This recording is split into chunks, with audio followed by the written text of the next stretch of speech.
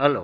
आज 28 तारीख सितंबर है, महीना 9 2024। एजुकेशनल घुट्टी के तहत अछूत दलित चमार आदिवासी वनवासी पसमिंदा मुसलमान के बच्चों ने अपने मैया पापा से जानना चाहा कि पूंजीवाद क्या है और सामाजिकवाद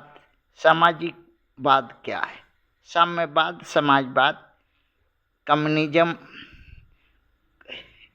क्या है और ये दोनों में अंतर क्या है। एक उदाहरण देकर के बताना है बच्चों को कि इन दोनों से क्या फर्क पड़ता है, क्या फर्क है इन दोनों में। भारत क्या है, पूंजीवादी देश है कि सोशल सामाजिक देश है, क्या देश है। तो बच्चों ने अब उत्तर जो है अपने मन से दिया, अपने जानकारी के अनुसार बोला।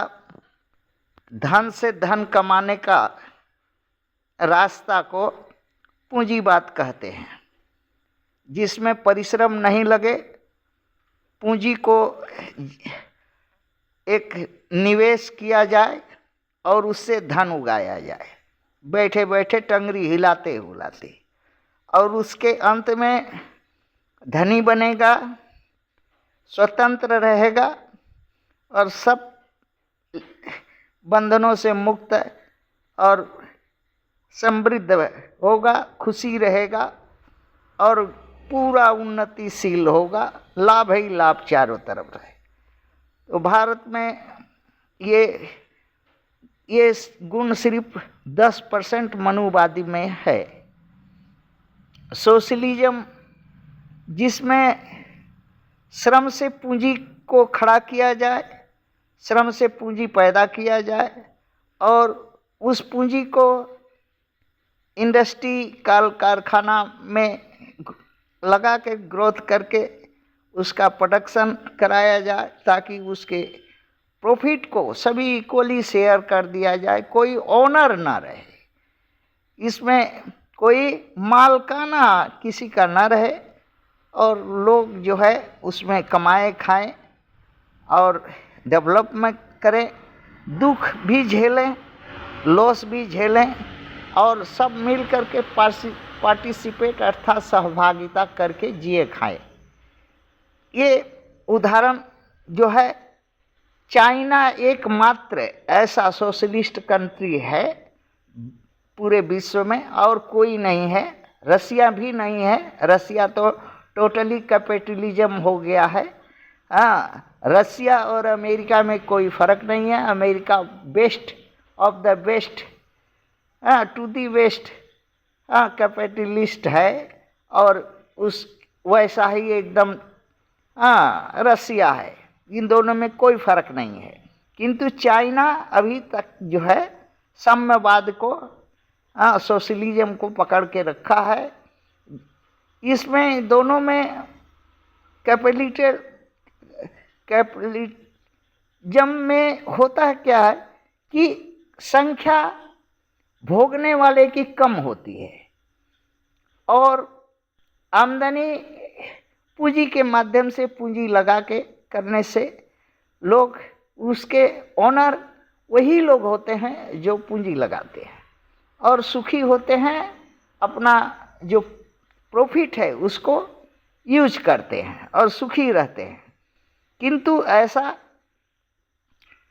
साम्यवाद में नहीं है। साम्यवाद में पूंजी लगेगा, प्रॉफिट होगा, सभी को इक्वल शेयर डिस्ट्रीब्यूशन होगा और कोऑपरेटिव माध्यम से, श्रम के माध्यम से पूंजी का उत्पादन, प्रोडक्ट होगा, ताकि सभी को डिस्ट्रीब्यूशन, सभी को बराबर सुख दुख मिले और सभी जिए खाएं। इसमें यह है कि अगर लार्ज पॉपुलेशन है जिस देश में, उसको साम्यवाद की थ्योरी पर चलने से सभी लोग को जियो और जीने दो, अर्थात एक मुट्ठी अनाज सबके पेट में होगा, कोई मोटा पेट नहीं होगा, कोई बिना पेट खाए मरेगा नहीं, इस टाइप से इस तरह का सिद्धांत होता है। एग्जाम्पल के रूप में एक यूरोप का लेते हैं।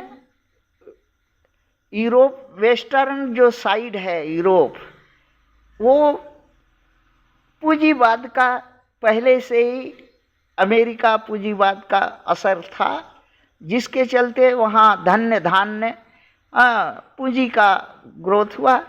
किंतु ईस्टर्न साइड जो है वो रसिया का साइड है, अर्थात कम्युनिज्म और साम्यवाद के वजह से वहाँ पर गरीबी, भुखमरी, लाचारी, बेबसी रहा, आज भी है। और इंडिया के बारे में, इंडिया दोनों पॉलिसी यहाँ भड़ुआ की पॉलिसी है मनुवादियों का।